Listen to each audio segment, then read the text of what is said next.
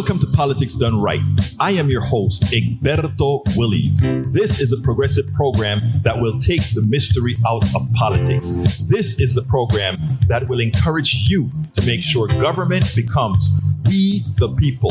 Whether you are liberal, progressive, conservative, or otherwise, you get to air your point of view.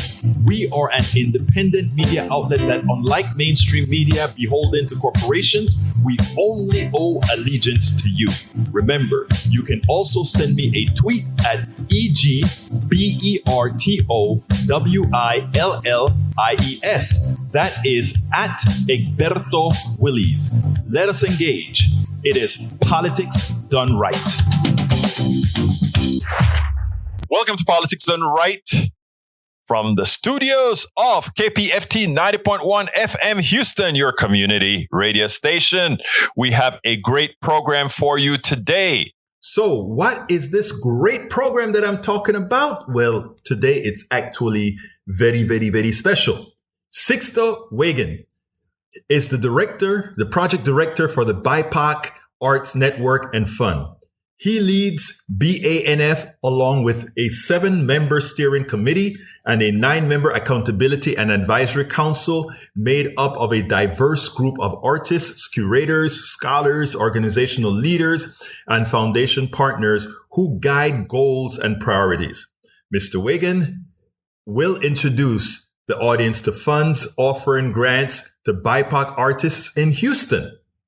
So, in the interview, you will hear him tell you how exactly those of you in Houston and in other cities as well, surrounding areas, can actually take advantage of several $1 million in funding for BIPOC, arts, culture, and much more. Secondly, the co-founder and national coordinator of rootsaction.org, Norman Solomon, recently published the article, Stop Calling the Military Budget a Defense Budget, that everyone must read as soon as possible. He wrote the following, he stated that liberals need to stop doing this. Solomon expanded on the article in our interview as he tied this pilfering with our socioeconomic state. It is an important note that puts our national spending in perspective. Then, of course, there is Senator from the poorest state, one most dependent on government, Joe Manchin, gave them the finger in this entire rant. Joe Manchin proved in this one snippet who he really is. He cares nothing about his constituents. He pretty much threw them under the bus.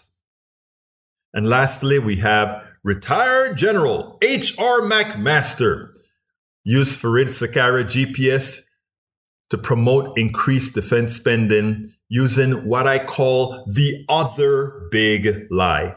Here is the truth. Fareed Zakaria was discussing the strained relationship between the United States and China. He pointed out the unfortunate nature of General Milley having to use back channels to assure Chinese that the U.S. did not have any ill intent. And what did McMaster do? McMaster made believe that somehow the United States is behind in military spending and that China increased its budget by over 400%. By the way, that 400% means it's still a third of what we have. So he believes the U.S. needs to spend more money. What gives? I want to thank Mike Sherrill from Austin, Texas, for a wonderful, wonderful contribution to our campaign. I want to ask all of you that are listening to be sure to follow in the footsteps of Mike Sherrill, who wants to ensure that we have here in Southeast Texas and actually throughout the entire country and the world, because we're streaming as well, that we can keep doing what we do. Check this out. We have a great show for you today. Do remember, we are in Fund Drive right now, but you are still getting yourself a great program that we work at putting together for you. Some that you may know on a small level, some that you may not know at all. That's why we're here. Politics Done Right, KPFT 90.1 FM, Houston. We're asking you to invest in this community radio station. But why? Because, folks, there's a lot of media out there, but it's not media that you control. It's not media that has your interests at hand. When we're talking about community radio, when we're talking about this community radio station, KPFT 90.1 FM, we're talking about a station that is solely funded by whom? You. And if it is funded by you, our loyalty is to you. Most other stations, commercial stations, they're funded by their advertisers, and their advertiser needs to program you. And they need to have you in a particular modal. That is why our politics is so bad. Because we need you uninformed. Politics Done Right doesn't believe in that. Politics Done Right, KPFT 90.1 FM, Pacifica Network, we don't believe that. We believe that it is essential that you are in control. It is essential that you support us so that we can feed the ethos, that we can give, we can enlighten with what is the absolute truth. In that light, I'm asking you to please call 713-526-5738 or go to kpft.org and support us. You can support us with a $25 membership, a $40 membership, or you can get any one of our gifts that you find there. Please do this in the name of Politics Done Right. Also, remember that you can get one of my several books out there. As I see it, Class Warfare, the only resort to right-wing doom, for a contribution of $120. It's worth it. How to talk to your right-wing relatives, friends, and neighbors for a contribution of $120. How to make America utopia. Take away the economy from those who rigged it. A pledge of $120. You can get any two of those books for $200. Any three of those books for $250. That is to support our station. And all those books, I promise you, give you all that you need to have that conversation across the board to ensure, to help us make a better America. So please support us. Please support KPFT 90.1 FM Houston. Call 713-526-5738 or visit kpft.org. Senator Manchin is from the second poorest, if not the poorest state in the nation. They are completely dependent on government, and they have not created a society in which the private sector feels a responsibility for the wretchedness in which it allows its citizens to live, from coal mining and all these destructive natures, the destructions to nature, pollution of their creeks. These people live in utter hell in that part of Appalachia, Senator Manchin's state. And he has the nerve to say this where it comes to the infrastructure bill. Check this out, then we'll take it on the other side. You have a good piece of legislation. Don't let the perfect be the enemy of the good. Take this one. Let's sit down and work what we can to the others and get what we can get. Senator, get what we can get done. Democrats just say they need a bottom line from you. They just need a number. Why can't you just give them a number? We're going to give them basically the needs that we have. Okay, they ought to be able to take that. We're in different places, but we want something to be done. We both want to help the people we need. We should be targeted. Our children on the front end, our seniors on the back end. Basically, a tax code. We all agree that we voted against the 2017 tax repeal, tax cuts. We voted against it. Don't you think that would be the uniting part to start to fix the tax code? That's why did you not? Congresswoman Ocasio-Cortez just a short time ago said that infrastructure should be paused. As you know, that vote may or may not come up today. You're calling for a pause on reconciliation. At this point, does everything First of all, you've got a bipartisan bill that came over with 69 votes. You've got something that's been needed for 30 years. The other they have is aspirational. We'd like to help everybody. We need to look at that. The reason I asked for a pause, I'm still concerned about inflation. I'm still concerned. Right now, the dollar store, I don't know if you saw that today, breaking news on that. The dollar store's not going to be the dollar anymore. It's going to be $1.25, $1.50. An awful lot of people in West Virginia that shop at the dollar stores, that's an increase, a lot. So we're just saying, listen, let's do what we can do. There's a lot of good things we can do. And then next year, if they want to come back and do even... That vote goes down today. Well, if the vote goes down today, they voted it down. I voted for it. They have to go back and explain. I don't think we need bridges fixed in my state. I don't think we need roads fixed. I don't think we need internet, water, sewer, rail, transportation. We need all that in West Virginia. So I voted for it. If they can explain it.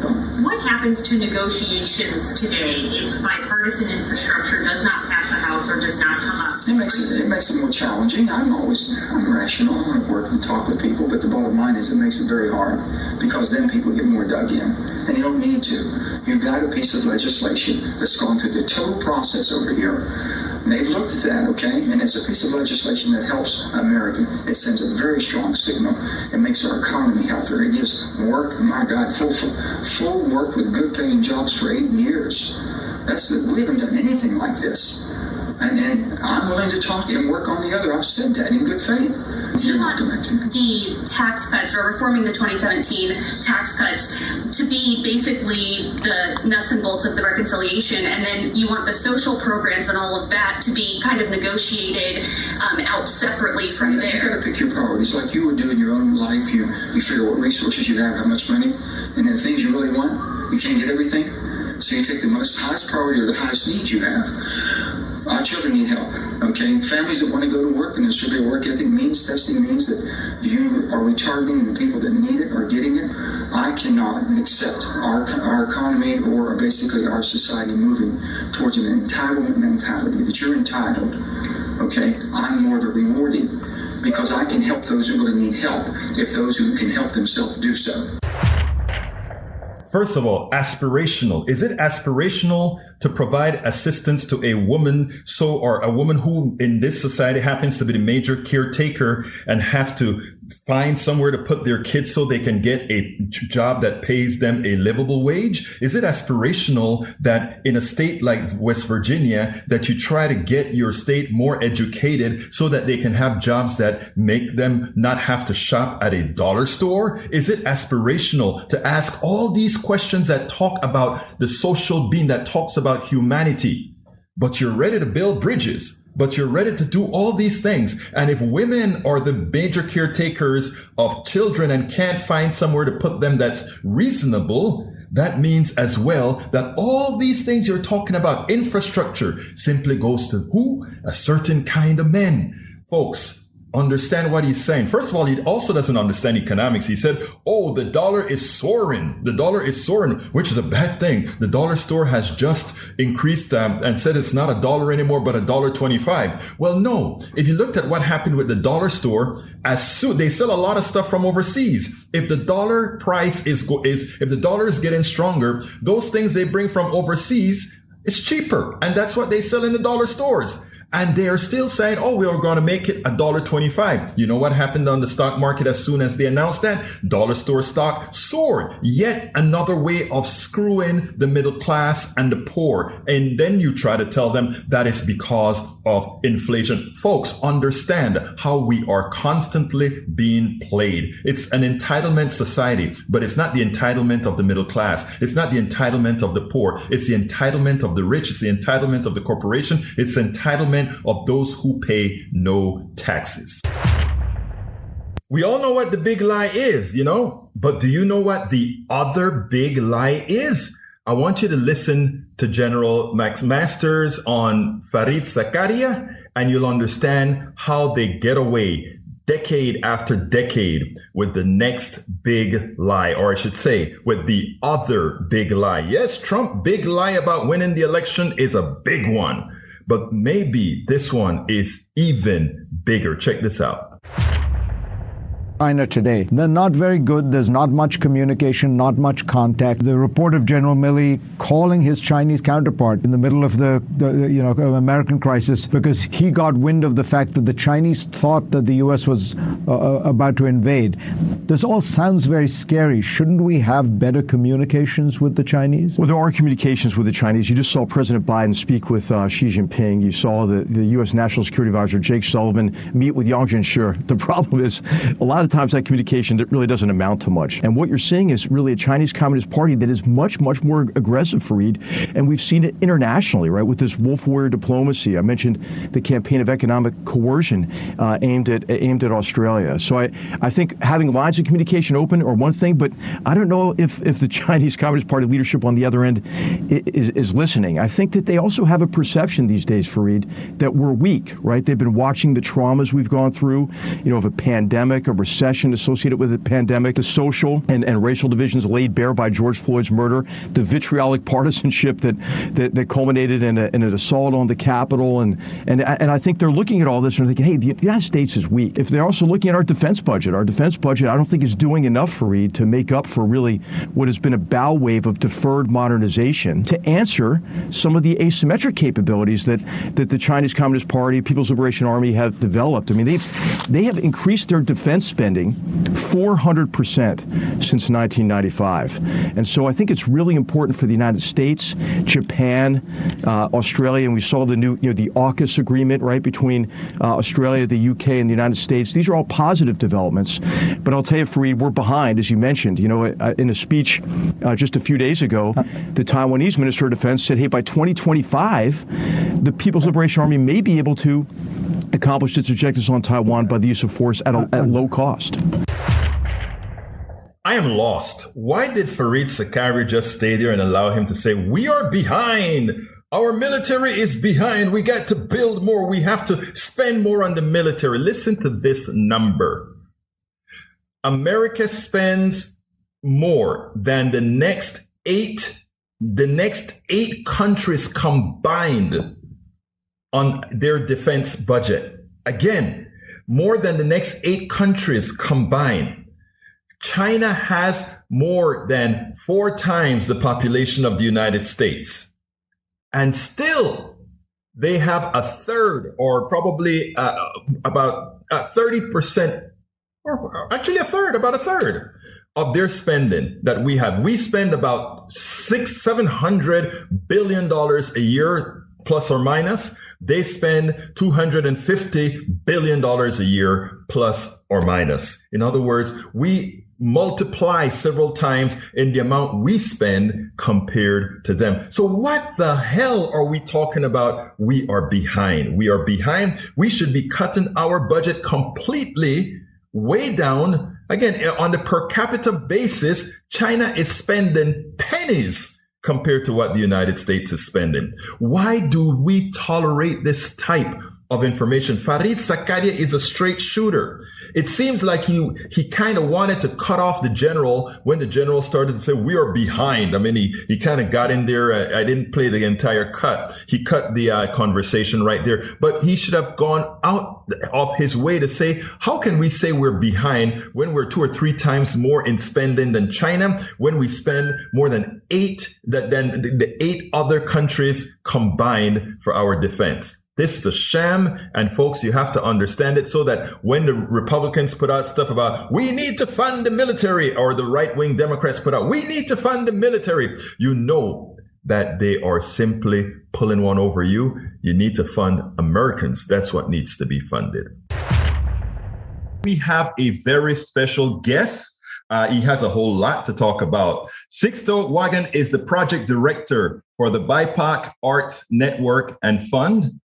He leads BANF along with a 7-member board steering committee and a 9-member accountability and advisory council made up of a diverse group of artists, curators, scholars, organizational leaders, and foundation partners who guide goals and priorities. Very important work. It's my pleasure to have you on Politics Done Right, Mr. Wagan. How are you doing today? I'm doing great. Thank you so much for being part of this and having this conversation with us. Well, I think this is important because it is we talk about the arts, we talk about all these types of issues, and seldom do we see some of the works of the others, if you understand what I mean. So why don't you tell me a little bit about BANF?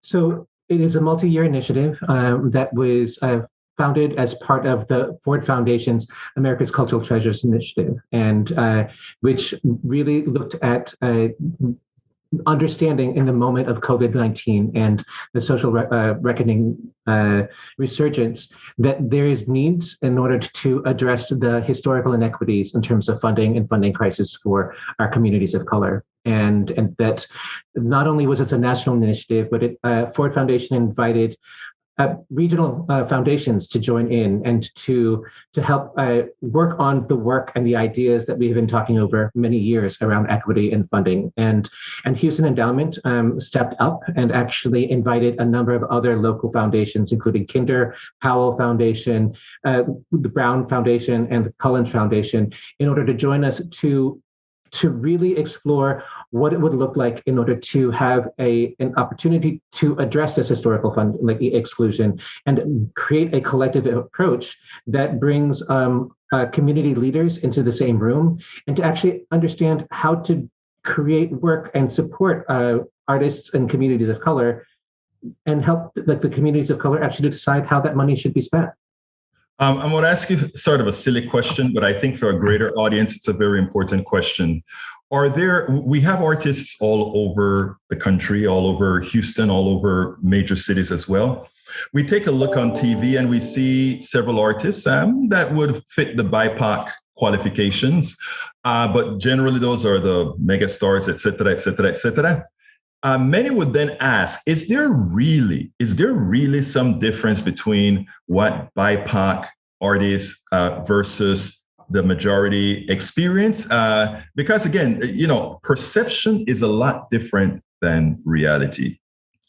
Well, I think that this is also you bring up multiple really important points on multiple levels, and I think that when we look on the national, international level, we can actually identify some superstars and some significant people.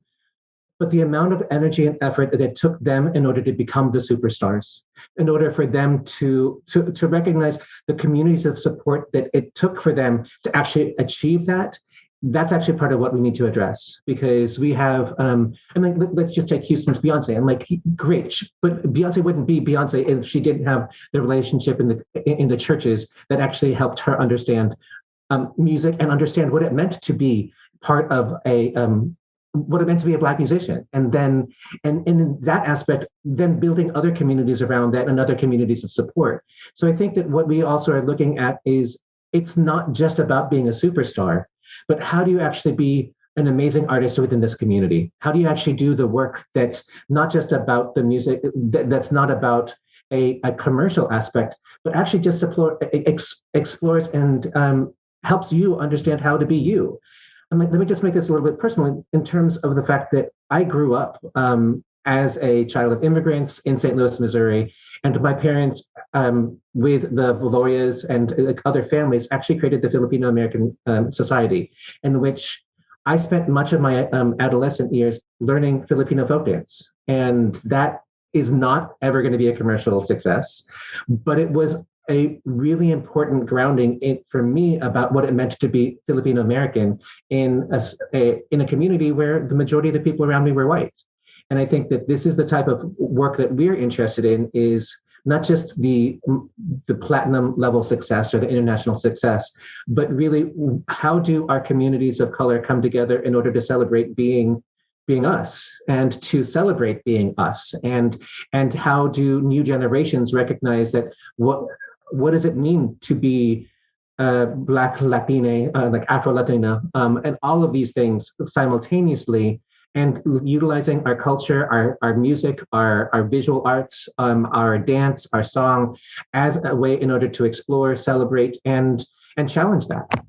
You know, what I love about that, Mr. Wagan, is interesting, because the multiculturalism that occurs in America within let's even say the arts community, and watching folks enjoying it all and having different groups having different levels of success because of underlying socioeconomic conditions within a country means exactly or points exactly, in my opinion, to the needs of a network like yours. In other words, you pointed out Houston. Houston has a lot of bars. Houston has a lot of these other industries that everybody partakes of. But if you go to most bars, the underrepresentation of the artists would be prevalent. How then does that become equal, not equalized, but I don't meritarized equally?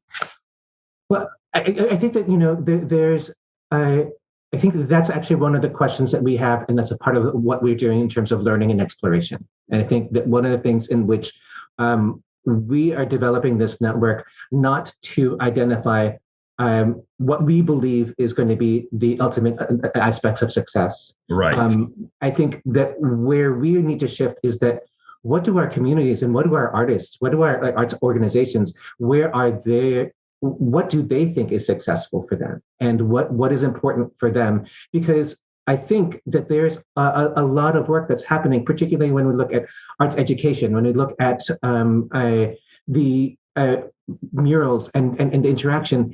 It is the value of the one-on-one, the value of the small communities is as significant to many of our artists as it is to be putting into the larger bands or the bars and those spaces.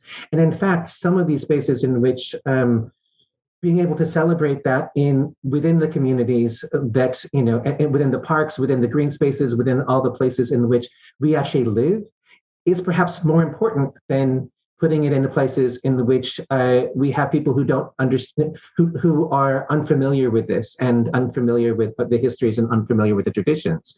So how do we build both of these things? How do we make sure that the artists and the arts organizations that we're supporting actually help to determine what is important to them, and make sure that we actually have, that it's not just about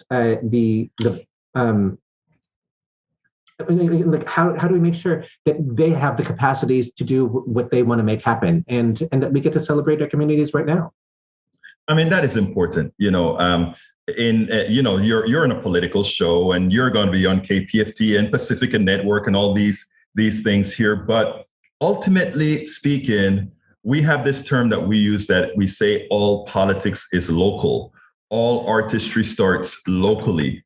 You become a star. You gave an example of Beyonce. She had her genesis in the church. She had a genesis within the Black community. Then she built layers around that. But she's one of the rare ones, and it may seem not so, but she's one of the rare ones that was able to grow that onion, the different layers upon her success. And there's another important thing that I think I want everybody to hear out of what you said, because when folks are talking many a times about supporting or having not cutouts, but acknowledging BIPOC, many have a tendency to think what we're looking for is unearned equality, which what you're asking for is equal access to success, not equal success. You want to expand a bit on that? All the time.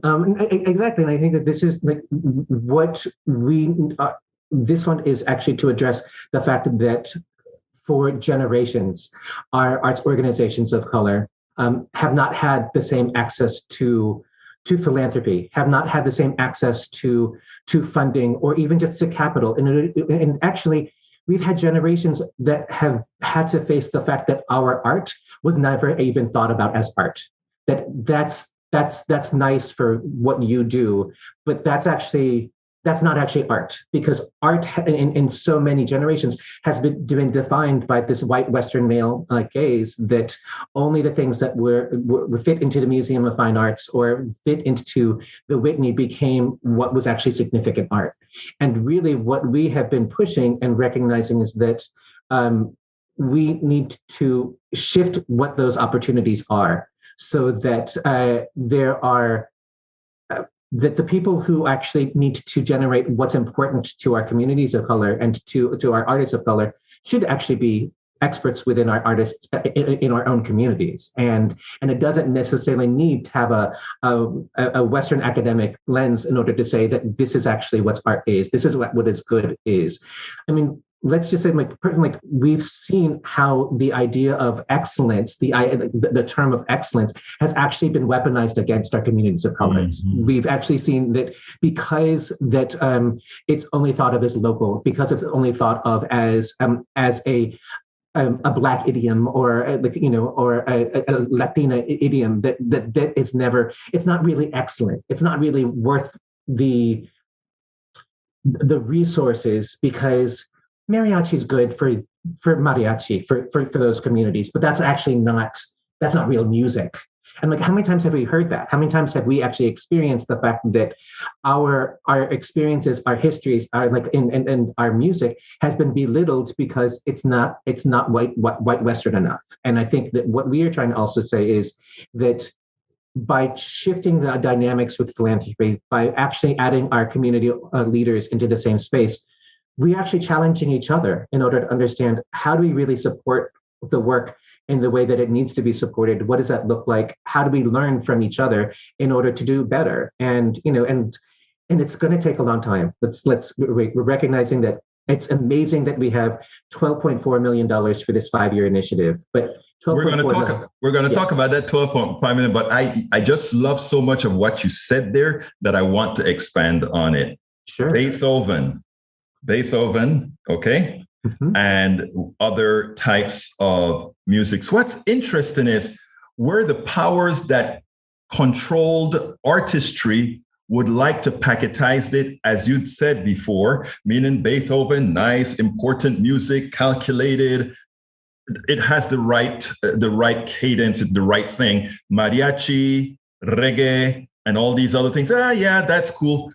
What has been an equalizer is how we've had BIPOC folks take a violin, play Beethoven, put their spin on it, and make something more amenable to society as it is today. What is great is watching how other forms of westernized artistry has adopted the artistry of BIPOC, incorporated it, and it then becomes okay. What is amazing is that outside of the powers, people themselves are putting all these artistries together.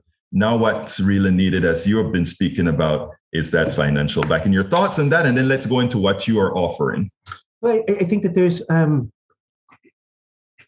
what we actually continue to think about is like this general arts ecosystem in which all of these things need to be supported, and the ways in which that we have our artists of color actually reinterpreting, rethinking, like remixing so many of these Western, what we've learned as Western excellent, kind of masters in that aspect, and utilizing, and you look at Kehinde Wiley, you look at like David McGee, who utilize the ideas of the painting masters and actually put black faces, black bodies into those spaces, and twisting in that, and that's amazing. But then we also have other artists who are deeply just recognizing that these are the forms. This is the way that we just need to exist. And how do we actually rekindle the relationships to our indigenous roots, and how do we actually celebrate that as a moment, and without necessarily having to think about the lens of what history has told us as excellent. So how do we actually have a combination and a community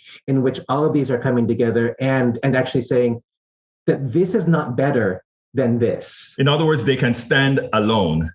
Absolutely. And that they should, and let's actually have the conversations as to, why is this really, why is this radically important? Why is this really important? Why does this deserve the same level of engagement and the same level of excitement and resources? But then also, can we actually start learning from each other in ways, and it's like, where does a conversation happen? Where do we actually break down these ideas of, I only do my thing, you can do your thing over there. And we're actually kind of interested in also, you're doing something great. How do we celebrate that? How do we all celebrate these things to recognize that we're actually part of this larger community and this larger ecosystem within Houston and beyond? You know, Sixto, that is endemic or that is actually within us.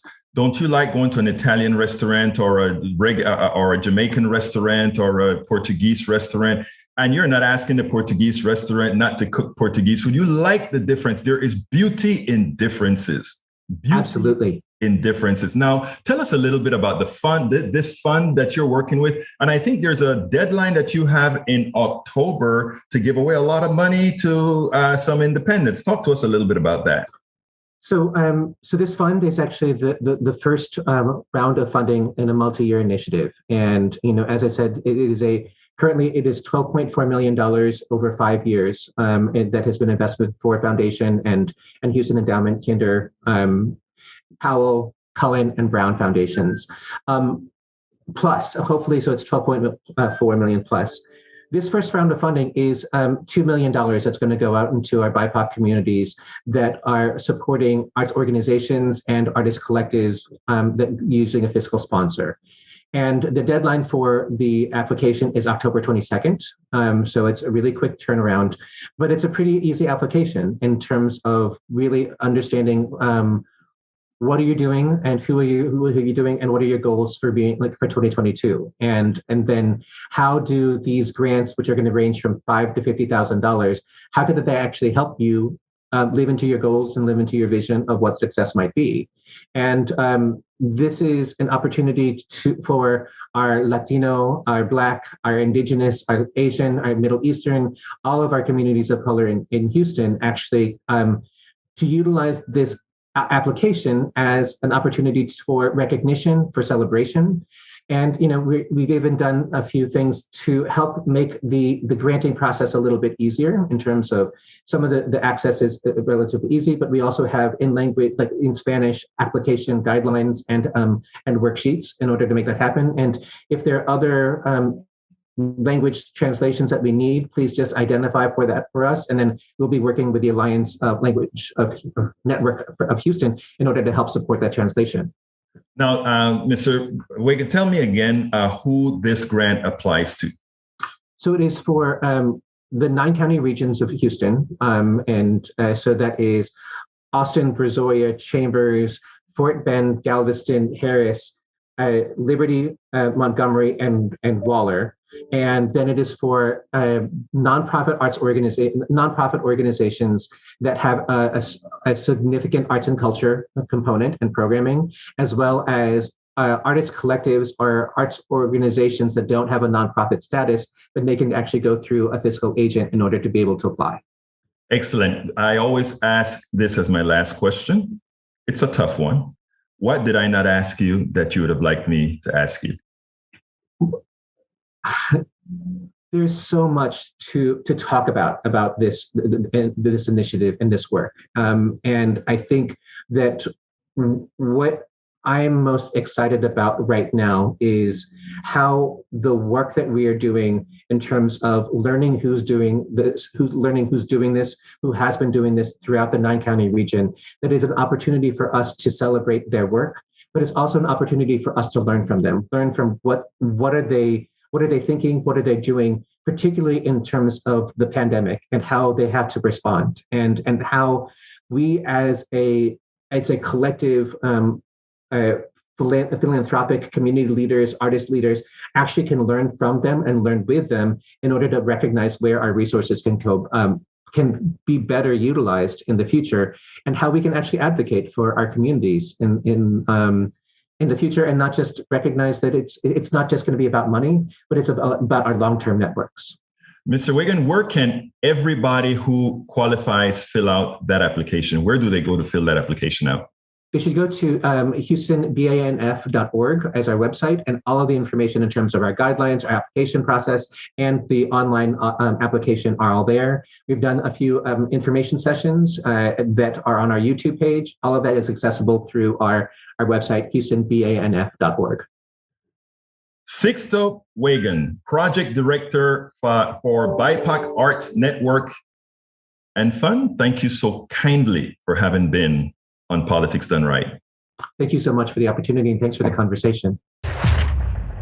Today we have the honor to speak to a special person. Norman Solomon is co-founder and national coordinator of rootsaction.org. His books include War Made Easy, How Presidents and Pundits Keep Spinning Us to Death. It's 2006 book. And Made Love Got War, Close Encounters with America's Warfare State.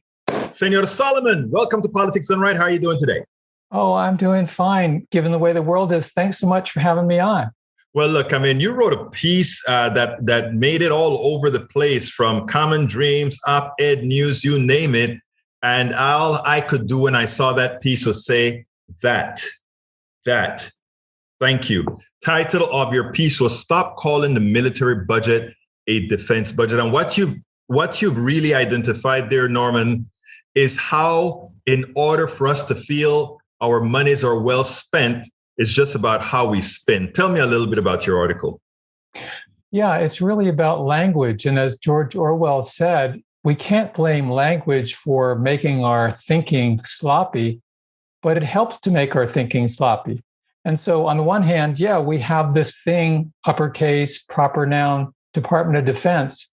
But in our language, and this includes mainstream media, it includes politicians, it even includes progressives as a routine, we talk about defense spending, we talk about a defense budget, and that's sort of a insidious mindset that creeps in from this warfare state we live in, where, for instance, we got Kristen Sinema and Joe Manchin saying, oh, we can't afford $3.5 trillion over 10 years, which is $350 million each year. And yet the military is spending close to $1 trillion, close to 3 times that much every year. And we're supposed to accept that's defense. Now, when money is being spent to bomb Iraq, Afghanistan, Syria, Libya, Somalia, I don't think that's defense. Why are we conditioned to say that that's defense when it's our money being spent to bomb other countries that have nothing to do with us?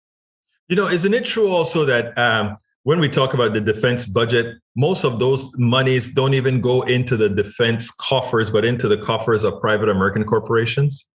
Well, definitely it's a one through where the money's going to the military contractors. And so even when, for instance, in this 20-year war in and on Afghanistan that recently we're told ended, went up into, by some estimates, a couple of $1 trillion, we're told that money, some of it, or in addition to it, went to people in Afghanistan or to the Afghan army. But in fact, a lot of that money cycled right back to the Beltway bandits, in Northern Virginia and in suburban Maryland around DC. So it's Pentagon money, it's taxpayer money, but it goes, as you say, right into the coffers of these really, really huge corporations that are frankly making a killing on the Pentagon budget. Now, interestingly, you made the excellent point about we're fighting over $350 billion per year for that $3.5 trillion program that isn't going to get passed at all at that level. Yet we are concerned about, we are not concerned about $1 trillion. And you have to look at the numbers. Sinema and Manchin, it seems to me, are fighting because Manchin specifically said he didn't want to create an entitled mentality. It concerns me that aren't we seeing an entitled mentality for the defense industrial complex? Absolutely. I mean, the Constitution talks about people's general welfare, the welfare of the people, and whatever you want to call it as a human right. We have, if you want to put it that way, if Manchin wants to put it that way, we do have an entitlement to healthcare, education, housing. But in the real world, inside the Beltway, the kind of status quo that the Manchins and Sinemas and Republicans are trying to perpetuate, the entitlement is for the military-industrial complex. And if they want to say that's some kind of radical left-wing thing, I just refer them to Dwight Eisenhower's farewell speech where he warned against the military-industrial complex. We have it like crazy now in 2021, and I'm encouraged that many progressives in Congress, because of the grassroots progressives who are raising hell about this, are more and more saying we see a connection between the efforts to deny healthcare, education, housing, senior care, elder care. We see a connection between that effort to deplete those kind of programs with the giveaways to the Pentagon. And in fact, The Pentagon budget has gone up and up. Chuck Schumer and Nancy Pelosi a couple of years ago sent out a memo to the Democrats in the House and Senate boasting that they were supporting an increase from Donald Trump of 11% over 2 years of the Pentagon budget. And we saw now, just in the last few weeks, that again, the Congress in a bipartisan way has overbloated again the already bloated military budget. Now, how comes we are unable to make the case as progressives, to make the case that there should have been a peace dividend long time ago? Every time we end something, the Cold War, the Iraq War, the Afghanistan War, shouldn't all these different stoppages, if you will, or ends, if you will, have created a rationale for saying we don't have to spend as much anymore? It's a notable point, and I think a very strong one. At the very time that President Biden was saying and ordering that the last U.S. troops would come out of Afghanistan, he was proposing a 1.6% increase in the military budget, but that wasn't good enough for the Republicans on the Senate Armed Services Committee. They more than doubled that increase, and the House went along with that. So we have a chronic problem. Martin Luther King Jr. said that we can talk all we want about guns and butter, but when you spend so much money on guns, as he put it, you don't even get good oleo. And for those who maybe don't remember way back, oleo was oleomargarine. Yes, I remember. Yes, oleomargarine. That's the reality. And Dr. King also described the military spending in Vietnam as a demonic suction tube, which was draining away the essence of supporting the lives of people here at home. So if we're serious about healthcare for all, universal healthcare, if we're serious about education, making it a right, not a privilege for the wealthy, then we have to deal with, I think, two factors in the income stream. One is the tremendous depletion of our income through taxpayer dollars by the Pentagon, and the other is the giveaways to the rich through failure to do progressive taxation. And on both fronts, I think it's clearly going to be a struggle ahead. Now, I want to stick a little bit here for a while longer before I get on to that other issue, which I think is very important, because I've heard many times that we have these bases all over the world, but you kind of put a fixed number onto it, 750 bases, more American bases than there are countries in the world. Yeah, it really undermines the sort of reflex we're conditioned to use when we talk about, defense spending and defense budget, lowercase d. It is really stunning. I mean, it was to me a couple of years ago when I learned that the United States has, outside of our own borders, as you say, 750 different military bases scattered around the world. How many does Russia have? About 24. How many does China have? 1. As a matter of fact, David Vine, who wrote the really seminal book, Base Nation, professor at American University, he points out that the vast majority of military bases that are outside of a country, the vast majority of that on the whole planet are U.S. bases. We've got like 3/4 of them. So that goes again to the question of, what are we defending, supposedly? If you've got this huge imbalance of bases around the world and military might, and also the United States government spends as much as 10 times other countries. In other words, add up the other countries, number 2 to 11, in terms of military spending. The U.S. government spends more than all of those other 10 countries combined. And yet we're encouraged to believe we're on the defensive. And that really says something about the kind of propaganda we're subjected to here in the United States. Interestingly, Norman, just on Sunday, General McMaster's appeared with Fareed Zakaria on talking about China. And I wrote a blog about it where I don't want to say admonish Zakaria, because he's normally to the point and he's normally good. But he cut the general off when he made the statement. But the general said the following. The general said, China no longer respects America because of all the problems we're having with the January 6th and all these other issues. And he said, and also China has seen that we are not modernizing our military and we are not spending as much as our military as we should. And then he said the funny thing, China increased its budget since 1995 by 400%. And somehow that is terrible that we haven't increased our budget proportionally. And what I did immediately, I didn't know the answer. So I went to check and see how much China spent and how much America spent. And it turned out that we spent about 3 times as much as China, even with their 400% increase. And that still to date, your statement is actually accurate that we spend more than the next several 10 or so countries beneath us in military budget. That is how this happens. You get a general casually making statements like that, and it becomes a reality. How do you and the work that you do help to mitigate that? We really do need to recognize that the essence of propaganda is repetition. You know, you don't just see in your life one McDonald's ad, you see a gazillion of them. And the same thing is this unrelenting message. We are spending all this money on defense. We have to be stronger to be secure. We have to keep spending more and more. Dr. Martin Luther King called this what he called the madness of militarism. It was a madness in 1967 during the Vietnam War when Dr. King made that statement, and it's a madness today. And it's really a theft from the next generations. It's a theft from children now in this country and around the world. But there's huge amounts of money being made, and there's a revolving door. A lot of generals go from the Pentagon to the boards of these major military contractors without batting an eye. It's not considered anything but normal. We have to shatter that normality. And that's where I keep coming back to the importance of progressive movements and progressive outlets. And this is an unsolicited plug.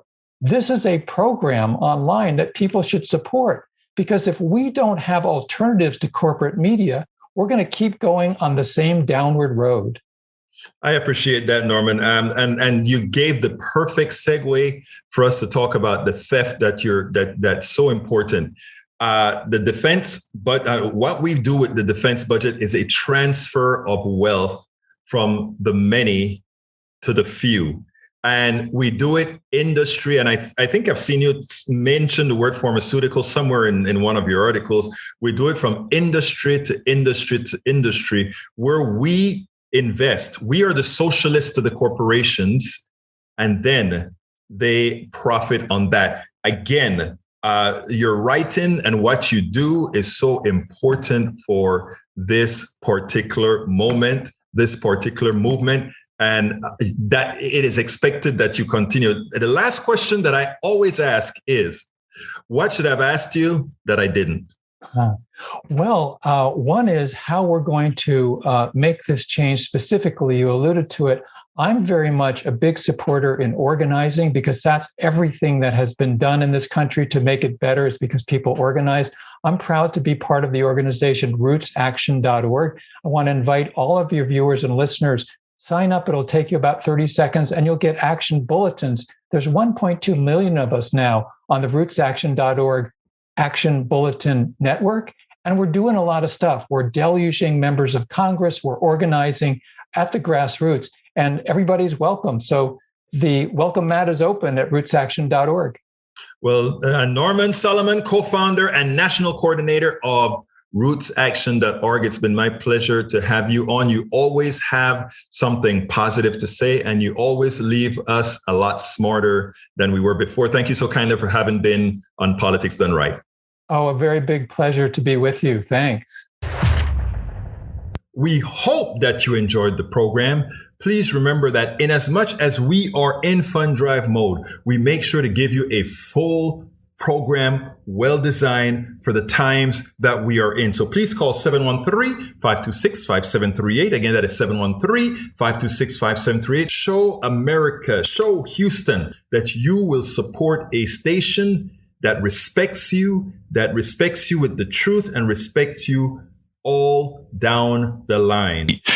In the name of Politics Done Right, please select one of our books, several of our books, or one of our offers. We're here for you. You can get Politics Done Right Mondays through Fridays on Facebook Live at facebook.com/politicsdoneright, on YouTube Live at politicsdoneright.com/YouTube, Please do not forget to follow me on Twitter for updates. My handle is at Egberto Willies, at EGBERTOWILLIES. Before you get started, please remember to keep your community radio station in your minds, KPFT in your minds. Talk about it. Tell your friends about it. Tell them you know about this station in town, 90.1 FM Houston, that needs your support, that is there to provide that nourishment that we need. 713-526-5738. KPFT.org. Visit us online. Contribute online. KPFT 90.1 FM. You can visit us at kpft.org. Please call 713-526-5738 or go to kpft.org and support us. You can support us with a $25 membership, a $40 membership, or you can get any one of our gifts that you find there. Please do this in the name of Politics Done Right. Also, remember that you can get one of my several books out there. As I see it, Class Warfare, the only resort to right-wing doom, for a contribution of $120. It's worth it. How to talk to your right-wing relatives, friends, and neighbors for a contribution of $120. How to make America utopia. Take away the economy from those who rigged it. A pledge of $120. You can get any two of those books for $200. Any three of those books for $250. That is to support our station. And all those books, I promise you, give you all that you need to have that conversation across the board to ensure, to help us make a better America. So please support us. Please support KPFT 90.1 FM Houston. Call 713-526-5738 or visit kpft.org. Folks, we are at the end of the program. I hope you enjoyed what we had to offer. We will continue to give you fresh data, fresh programming every single week from Politics Done Right. My name is Egberto Willies. This is Politics Done Right. And you know how I end this baby. I am what? Out.